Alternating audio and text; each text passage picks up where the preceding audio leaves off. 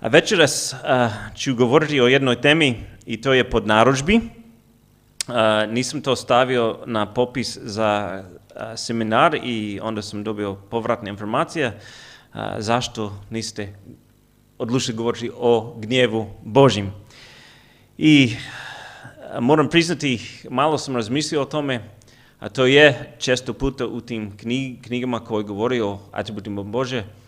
I uvijek kao gost nikada ne znaš koliko hoćeš te teži teme potaknuti. Onda sam govorio više o ljubavi, Marko je govorio o ljubavi, o dobrotu, strpljivost, sve te lepi atributi Bože, ali ipak isto tako gnjev Božji je vrlo važan. To je vrlo važna tema i onda mi ćemo to proučavati večeras. Ja hoću čitati 4 odlomke i onda mi ćemo se moliti. Onda 4 različite odlomke. Možete samo meni slušati ili možete pratiti sa mnom. Ja ću dati malo vremena da to pogledaš. Mi ćemo početi u psalam, 7. psalam, 12. stih. Psalam 7, 12. stih. Ovdje kaže: Bog je pravedan sudac. On povazdan prijeti. Ako ne obrati, mač će naoštriti. Luk će svoj zapad i pravo smjeriti. Spremet će za njih smrtonosno oružje, strelje će svoje užarati. I onda čitam i Jeremija, 10. poglavlje, i to je 10. stih. Jeremija 10. Jeremija, prorok, kaže: A Jahve je pravi Bog, živi je on Bog i kralj večni. Od njegova gnjeva zemlja se tresi, narodi ne mogu podnijeti jarosti njegove. Sljedeći odlomak, Nahum, još jedan prorok. Nahum, 1. poglavlje, 2. stih, glasi ovako: Jahve je Bog ljubomoran i osvjetnik. Jahve se osvjećuje, gospodar srdžbe. Jahve se osvjećuje svojim protivnicima, ustrajan u gnjevu na prijatelje. Jahve je spor u gnjevu, ali silan u moći. Ne, Jahve neće pustiti krivca nekažnjena. U vihoru i oluji put je njegov, oblaci su prašina koji podižu njegovi koraci. I onda 6. stih kaže: Tko može izdržati pred bijesom njegovim? Tko će odoljeti pred gnjevom, srdžvom njegovom? Jarost se njegova kao vatra izlijeva i litice se pred njim kidaju. I onda zadnji odlomak je u Otkrivenju, 6. poglavlje. To je zadnja knjiga u Bibliji, Otkrivenje Ivana, 6. poglavlje. Ivan piše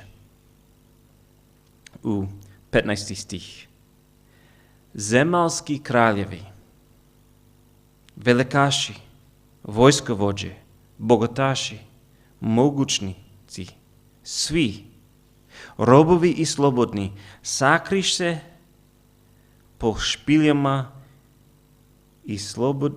i gorskim pećinama, govoreći gorama i pećinama: Padite na nas i sakrite nas od lica onoga koji sjedi na prijestolju i od janjetove srdžbe. Od onoga koji sjedi na prijestolju i od janjetova srdžba. Sagnemo naše glave na molitve. Nebeski Oče, mi smo zahvalni da imamo Tvoju riječ. I mi smo zahvalni da Ti nam daješ punu sliku o sebi. Ništa ne sakriješ od nas. Mi znamo da mi smo grešnici. Mi znamo da patimo time što imamo premale misli o tebi. I premalo mislimo o tebi. Daj nam uvid u tvojim sveto riječi. Pomozi nam. Otklane granice naše razum. Da možemo što bolje razumjeti tko si ti, kakav si ti i kako ti djeluješ. Da mi možemo isto tako razumjeti što ti očekuješ od nas kao tvoje djece. Molimo se da ti ćeš nama govoriti kroz tvoje riječi. Tebe na slavu i na slavu Isusa Krista i molimo se u njegovo ime. Amen. Kada čitamo ove stihove o Božjem gnjevu, kako se osjećamo? Što mi mislimo o tome? Je li Bog zaista Bog gnjeva? Da li trebamo uključiti gnjev među njegove atribute? Je li gnjev moguće da jarost, srdžba je savršenstva Bože atribute ili Bože osobine? Iako bi suvereni čovjek mogao smatrati da je ova nauka nepristojna ili čak i primitivna, iako je možda neugodno pa čak i nama malo sablažno govoriti o tome kao vjernike, Božja riječ jasno svjedoči za gnjev Bože. Nadalje, trebali o tome ne samo često razmisliti, ali mi bi trebali i ga hrabro naglasiti. Ne volimo razmisliti o činjenici kako Psalm 7 kaže, naš tekst je malo drugačije, ali jednostavno kaže svaki dan Bog se srdi. Svaki dan Bog se srdi, ima jarost, povazdan, prijeti. Čak i naježimo na sliku Boga da on oštri svoj mač ili zapinje svoj luk. Da užare šiljke svoje strelice. Možda to je malo nama problematično, ali to nije Bogu problem. On stavi pune takve slike u svojoj objavi o sebi. Onda želim uzeti malo vremena da razmišljamo o gnjevu Božjem. To je više spomenut u Bibliji nego njegov ljubav ili njegov brižljivost. I to nije samo starozavetni tema. Kao da kada Isus je došao, onda Bog je prestao biti gnjevan. Jer mi smo čitali iz Otkrivenja, a što kaže? Spasi nas od janjetova srdžba. Isus je janje koji je zaklan od početka svijeta, koji odnosi naš grijeh. I mi ćemo vidjeti da bit će period, vrijeme u budućnost kada i Bog i Isus će izliti svoju gnjev na ovoj zemlji u neusporedivim načinu. Taj dan, nemoj se variti, taj dan dolazi. To je period 7 godina, po mome uvjerenju. I to je jednako Božji gnjev kao da je to i Isusov gnjev. Ali kao novi zavjetni vjernici, kao učenici Isusa Krista ne smijemo biti osramoćeni ili stidjeti ili ispričavati za ono što Bog kaže u njegovoj riječi o svojem gnjevu. Često puta kažu da od 3. poglavlja Biblije do pred zadnjeg poglavlja Biblije, da to je priča otkupljenja. Kako Bog od pada čovjeka do početka novo zemlja i novo nebesa poduzmi da otkupi, da spasi grešnike. Samo u prve dvije poglavlje Biblije i zadnje dvije imamo savršenost gdje ne treba otkupljenje, gdje ne treba oproštenje, gdje ne treba spasenje.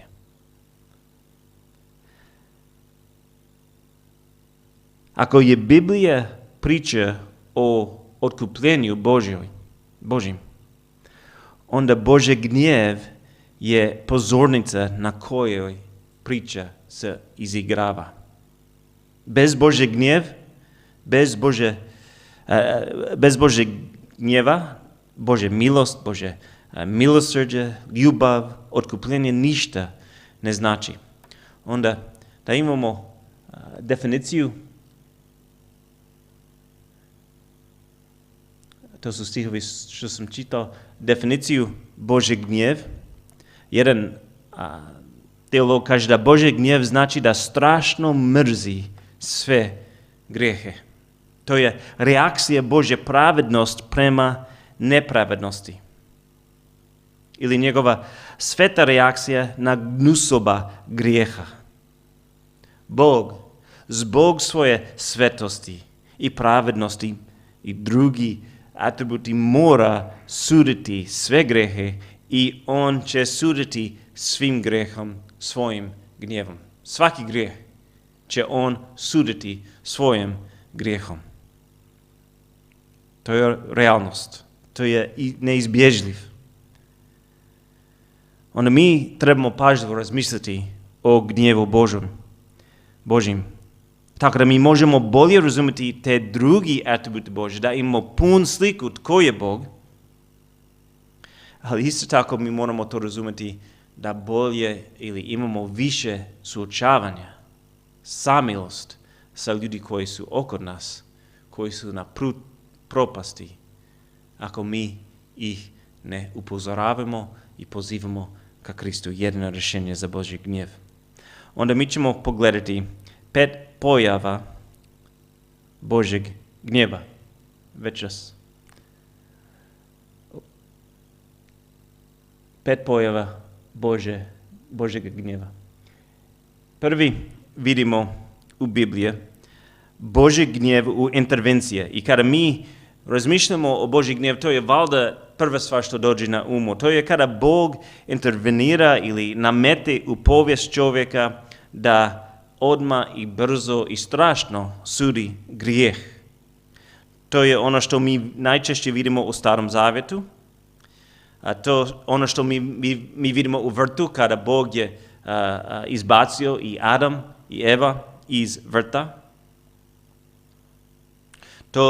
To vidimo u potopu ili kada jedan obitelj, Kora, je pobunio protiv Boga i zemlja odvara i ih proguta. Kada Bog je pustio zmije među naroda, jer oni su gunđali, su kukali u pustini. Nisu bili zahvalni.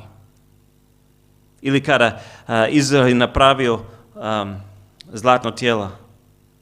Razni razloge zašto Bog je i pokazao svoj gnjev Izraelu i narodi oko Izrael, narodi svijeta. Biblija kaže da Jahve se razgnjevi na sinovi Izrael radi Akana. Cijeli narod je patio radi grijeh jedan čovjek koji je uzeo nešto što je bio zabranjen. Jahve je srušio u svojoj ljutini i gnjevu Sodom i Gomoru, to je nama upoznato, ne? A čak i Biblija kaže u Jobu, 42. poglavlje, 7. stih, da Jobovi prijatelji su raspalili gnjev Božji. Radi što? Loši savjet. Nisu ohrabrili, nisu dali pravi lijek duši njihovom prijatelji. Oni su ga obeshrabrili, napali su ga. Dobri kraljevi i loši kraljevi su donijeli za razne razloge Božji gnjev na narodi. Psalmisti čak i često nam govori da nije bio rijetko da psalmist sam je osjetio kao da Bog je gnjevan i ljut na njega u njegovoj situaciji. Onda iznova Bog je podigao svoju ruku protiv svoj narod, protiv i narodi i protiv pojedince da sudi grijeh u njegovom gnjevu. I bez daljnjega, bez sumnje, i nevini ljudi su patili radi tuđi grijeh. Neposlušnost, idolopoklonstvo, grozno nemoral, nezahvalnost, nevjere, čak i gunđanje, kukanje je donio i gnjev na Božjem narodu i isto tako i progonstvo Izrael je donio Božji gnjev na narodima. Ono to je prva pojava što mi vidimo u Bibliji. Ali isto tako mi vidimo druga pojava Božji gnjev i to je Božji gnjev u napuštanju. To je kada Bog ne podigne svoju ruku protiv, ali odmakni svoju ruku i pusti čovjek ili narod ili obitelj. A odmah počnemo razmišljati o Rimljanima prvo poglavlje, mi ćemo doći do toga, ali to vidimo i u Starom Zavjetu. To je često puta predigra ili preludi druge oblike gnjeva. Pazi što kaže u Hozeja 4:17. Hozeja 4:17.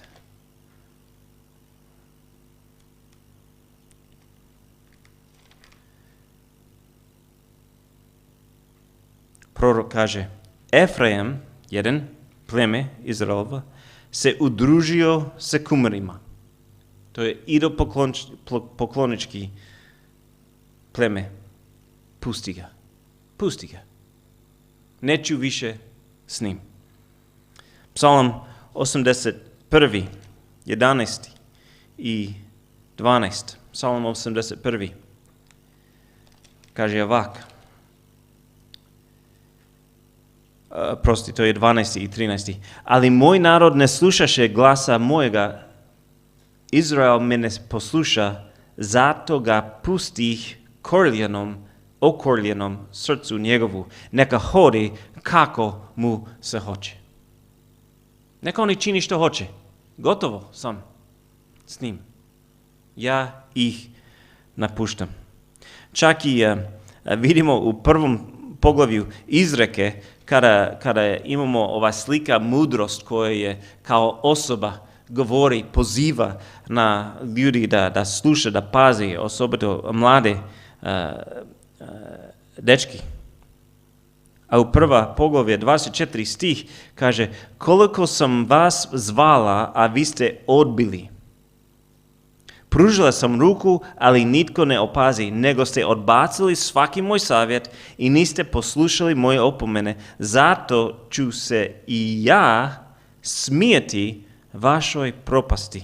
Rugat ću se kad vas obuzme tjeskobe, kad navale na vas strah kao nevreme i zgrabi vas propast kao vihor, kad navale na vas nevolje i muka. Sad, ovo je prema mnoge tumačenje kao personifikacija Isus, mudrost.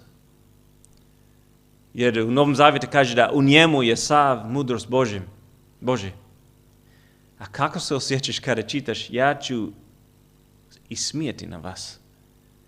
Ali kada mi odbacimo svaki savjet, odbacimo svaku priliku, onda opet Bog nas napušta. I to je ozbiljna stvar, mi moramo paziti. To je knjiga koja je napisana mladi ljudi i vi, da bar ja sam još uvijek u toj grupi, mi moramo paziti to. Mladi ljudi misle da zna sve, a Bog ih ozbiljno upozorava. Ali naravno kada mislimo o Božjem gnjev u napuštanju, ta vrijeme kada Bog podigne svoju ruku i ljudi pati radi grijeh i radi gluposti, mi mislimo o Rimljanima 1. poglavlje 18. stih i možete tam pogledati. Tu kaže da Bog izlije svoj gnjev, da njegov gnjev u 18. stih se očituje protiv svaki bezbožnosti i nepravednosti ljudi koji istinu priječi nepravednošću. I onda počne govoriti taj proces kako Bog ih sudi. Ovi su ljudi koji ne počinje kao idolopoklonci. Počinje jednostavno kada ne razmišlja o Bogu. Ne mu daje čast, niti zahvalnost. To je opasna stvar. Kada nismo mi zahvalni Bogu koji sve nam daje. Kada ne dajemo čast, ne prepoznamo da On je izvor svega u našem života. Sve što je dobro, što mi imamo je od njega. Ovi su ljudi koji nisu dali Bog čast i nisu ga dali zahvalnost i eventualno osuda koja je ponavljena 3 puta. Prvo, on ih predaje njihove 24 stih nečistoći, tako da sami obeščašuju svoje tjelesa. I onda u 26. stih, zbog toga ih Bog predao, napustio sramotnim strastvima. I onda opet u 28. stih kaže i Bog ih predao pokvarenom shvaćanju da bi činili što ne dolikuje. I onda ide kroz grozna popis grijeh. Tako da ljudi su, kada Bog ih napušte, oni izgubi svoj sposobnost razmišljati. Oni izgubi svoj moralni kompas i mi to vidimo danas. Ovaj svijet je pod Božjim gnjevom. Onda smo vidjeli i Božji gnjev u intervencije, i Božji gnjev u napuštanje, i onda vidimo i Božji gnjev u zadnjim danima. Ovo je treća pojava, je Bože eskatološki gnjev. To je taj gnjev koji dolazi na kraj povijesti. Kada Bog završi povijest čovjeka ili povijest otkupljenja i osudu, prije on unosi i vječni stanje. I ovo je period u Starom zavjetu koji je opisano i u Novom zavjetu. Mi vidimo to u jedni i drugi. To je upoznato kao nevolje. 7 godina, Danielova 77. 7 godina, ili 7 godina. I to je u budućnosti još uvijek. Te proročanstva nisu još ispunjeni. Isto tako to je upoznata dio toga, polovica toga, ja vjerujem, je veliko nevolje. A ova gnjev je sličan prva kategorija, jer Bog će intervenirati u svijetu. On će nametati u svijetu na velikim načinu. Ali to je u svoje vlastito kategorije. Zašto? Jer ovo je period upoznat kao dan Gospodnje, iako to je dosta složna biblijska tema. Biblija često govori o taj dan koji još dolazi. 4 puta u Starom zavjete govori o ovom periodu kao dan Božeg gnjev. Mi smo vidjeli da to je i dan janjetova srdžba. A 10 puta u Novom zavjetu to je dan Bože gnjeva.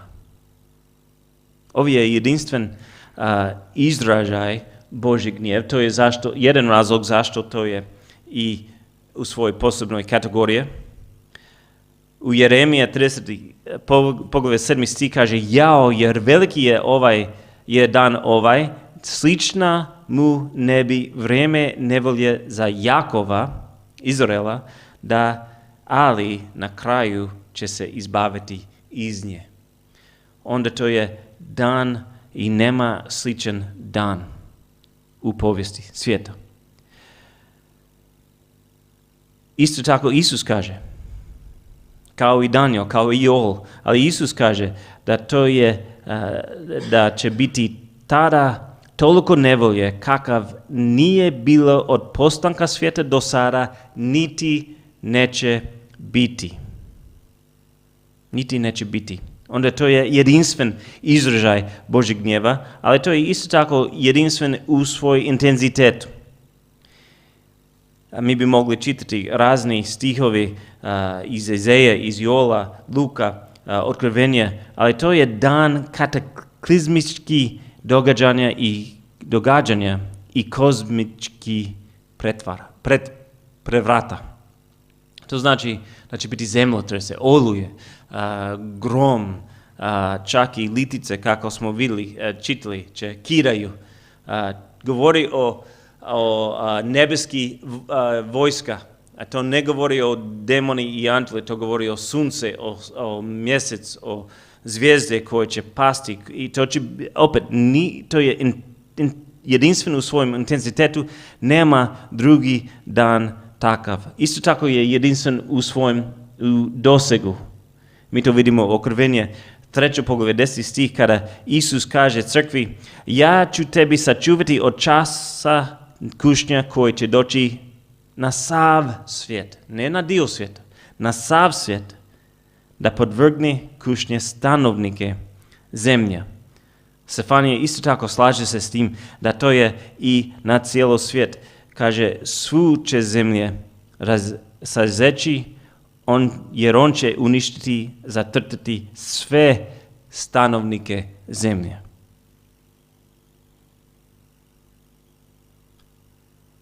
A to je isto tako jedinstven u svojoj svrsi, jedinstven u svrsi. To nije da kažnjava narod ili grad ili obitelj. Svrha ovo vrijeme je da spasi Izrael. Jeremija govori o tome, jer mi smo već čitali 30. poglavlje 7. stih, ali će se Jakov izbaviti iz nje na kraj. To počinje čak i u Tora, u Petoknjižje. Ponovni zakon, 5. Mojsije govori i predkaže to. A Pavao u Novom Zavjetu isto tako kaže: otvrdnuće jednog dijela Izrael traje dok pogani nežidovi ne uđu u punu broj, dok zadnji je spašen. Kada to bude, onda i sav će Izrael spasiti. Bog nije gotov sa svojim narodom Izraela. On će i izliti gnjev na cijelom svijetu i to će pripremati njih, preokrenuti njih, zadobiti njihovu pažnju, tako da oni će i napokon primiti Mesije, uzvjerovati u Mesiju koju oni su odbacili kada je prvi put došao. Bog je Bog gnjeva i za period 7 godina on će izliti svoj gnjev u razorujući uništavanje ovoga svijeta. Ali ja osobno sam uvjeren da mi kao crkva, kao vjernici nismo određeni za taj dan. Kada Pavao govori u 1. Salonima, 1. poglavlje, 5. poglavlje i kaže Isus je naš osloboditelj od srdžba koji će doći, ili Bog nije nas odredio za svoju srdžbu, već da postigne spasenje po našem Gospodinu Isusa Krista. On nam obećava da mi ćemo biti izbavljeni od tog vremena, kako Isus kaže, od časa koji dolazi. Mi koji smo u Kristu, mi koji pripadamo njemu po Duhom Svetom, koji pripadamo tijelu Krista, Isus će nas spasiti od tog dana. Mi ćemo biti s njim kao njegova nevjesta na janjetova svadbi. Sad ima i brzo 4. pojava Božjeg gnjeva, to je Božji gnjev u vječnosti. I ako nam je malo izazovno govoriti o period 7 godina Božji gnjev na ovo zemlje, onda ovo sigurno nije nam lako razmisliti. ali moramo primiti Bože po vjeri, jer Bog to kaže u njegovo sveto pismo, Bože vječni gnjev na svi koji odbaci svog sina, njegova sin. To je za nas najteži pomiriti se Božji gnjev sa Božjim ljubavom, ali ako Bog ne kažnjava grijeh, onda on nije niti pravedan, niti svet. On mora. Ima mnoge kršćani, mnoge teolozi su koji toliko bori se s tim naukom, vječna kazna, vječna kažnjavanja, da oni su izmislili novi nauku koji se zove nauka anihilacije ili uništavanja, da Bog će odjednom uništiti nevjerni. Ali to nije ono što Sveto pismo kaže i mi moramo se pomiriti sa činjenicom da Bog dobije jednaku slavu kada on odsudi vječno grešnik koji odbaci njegov sin, kao on dobije slavu kada on primi i spasi grešnik koji obrati njemu u vjeri i ljubi ga. Isus je govorio puno više o paklu nego o nebu, o taj vječnim gnjevu. On je to opisao kao oganj pakleni, ognjena peć, vječni oganj, vječna muka, mjesto gdje crv ne umire, mjesto plača i skrguta zube, neugasivi oganj, ognjeno jezero, oganj i sumporom, mjesto gdje nepokajni su mučeni dan i noć u vijeke vjekova. Nema dvojba o tome što Biblija kaže da to je vječno, to nije gotov. Pavao sam kaže da to je mjesto gdje će grešnici biti kažnjeni vječnom propašću, udaljene od Gospodinjega lica i od njegove silne slave. To je 2. Solunjanima, 1. poglavlje 9. stih. Ljubljeni, pakao je stvarna mjesta. To nije teoretski, to mora postojati.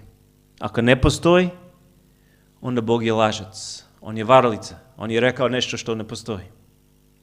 Ali mora postojati, jer Bog je svet, on je pravedan i on mora kažnjavati grijeh. I on će kažnjavati svaki grijeh. Ali kako? Da će on i kaznati naš grijeh? Da. Ali hvala Bogu, on je već to radio. Mi vidimo i 5. pojava, Božji gnjev u otkupljenju. Božji gnjev u otkupljenju, to je gnjev što i garantira njegovu suveren milost i milosrđe nama. To je gnjev što ne osuđuje zauvijek, ali spasi vječno. To je gnjev što nije samo omogućio vječni život, ali je garantirao vječni život za svi koji će vjerovati u Isusu Kristu, koji će tražiti u njemu oproštenje za grijeh. To je gnjev što je usmjeren na zamjenik, a ne na grešnik. Grijeh koji je usmjeren na savršenom žrtvu, na dobrovolac, sin Božji. To je Božje gnjev u otkupljenje. I opet, nemoj se varati, ovo je gnjev također. Ima i drugi teolozi koji ne žele to prihvatiti. Oni su jako nezgodni, to je njima jako nezgodna nauka da Bog bi izlio svoj gnjev na svog sina umjesto nas. Kako može sin biti objekt gnjeva, ali mora biti, to je jasno učenje Svetog pisma koji kaže njegovom smrću mi smo pomireni s Bogom kada mi smo bili njegovi neprijatelji. To je Rimljanima 5:10. A Rimljanima 3. poglavlje 25. stih 26. stih kaže da Isus je naš pomirilište, mjesto gdje pomirenje se događa. To To je malo izazovno to tumačiti ili prevediti, ali to je žrtva ispaštenja, zamjeničku žrtvu. I pozadina pomirilište je dan pomirenja. To je opisano za nas u Levitski zakoniku 16. poglavlje. Ako se sjećaš, ovo je bio složna ceremonija, jedanput svaka godina, ali je trebalo biti 2 jarca koji su bili žrtvovani, 2 koze. Jahve je tražio 2 jarca. Jedan je dao svoj život, on je morao umreti da ukloni Božji gnjev, a drugi, oni su napustili u pustini da odnosi i grijeh naroda. Isus je i naš nositelj grijeha, ali on je isto tako naš primalac gnjeva. On je primio Božji gnjev i on je i odnosio. Jedan i drugi je slika Isusa Krista. On je odnio naš grijeh i hvala Bogu, ali da to radi, on je morao ukloniti Božji gnjev. Izaja 53:4, 10 stih, to je nama upoznata poglavlja, ali ponekad mislim da prebrzo to čitamo. Bog ga bije i ponižava radi toga da je on naše bolesti ponio i naš je bol na se uzio. 10 stih, ali Jahve sviđe, kaže na hrvatski. Jahve je bio zadovoljen njegovim gnjevom da ga pretisni bolima umjesto nas. A mi smo govorili o ljubavi Božje, do koje mjere će Bog ići da pokaže nam ljubav. I ponekad taj prazan križ, to je nam toliko drago. Zar nije? A često mislimo o križu i spasenja i Isusov smrt. Ali ponekad to je nama prefamilijarno. Ne mislimo o implikacije toga. Kako Marko je govorio jučer, mogao ukloni bezograničeni gnjev Bože. Njega koji je bio bez ikakvih grijeha, time što je bio savršen i bio i Bog sam, Bog učinio umjesto nas grijehom, da mi u njemu postanemo pravednost Božjem. Njegovim modricima, što on je primio, to nas izliječi, to nas spasi. Ovo je gnjev u otkupljenje. To je prekazanje gnjev što spasi grešnice time što drugu je kažnjen. I Bog kažnjava svaki grijeh. Naše grijeh je kažnjavao u Isusu, mi smo u njemu, mi smo skriveni u njemu i hvala Bogu za to. Ali drugi koji neće ga primiti, koji će ga odbaciti, koji su već ga odbacili, to je strahovito. Razmislite, ali oni moraju platiti za njihov grijeh. Kakav bi bio Bog ako ne mrzi grijeh? Kakav Bog bi bio ravnodušan ili tolerantna ili čak i ignorira, odobrava grijeh?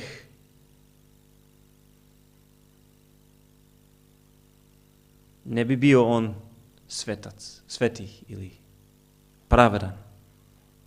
Naša molitva mora biti kao i Habakuk. U gnjevu se svojim smilovanja sjeti. I hvala Bogu da on nama pristupi sa milošću i milosrđe. Ne zbog toga što smo mi radili, ali zbog toga što smo mi pouzdali se u ono što Isus Krist je radio i on je riješio to za uvijek. pazi, ove odlomci što sam čitao na početku, hvala Bogu da on providje i način izbjegavanja od njegov gnjev.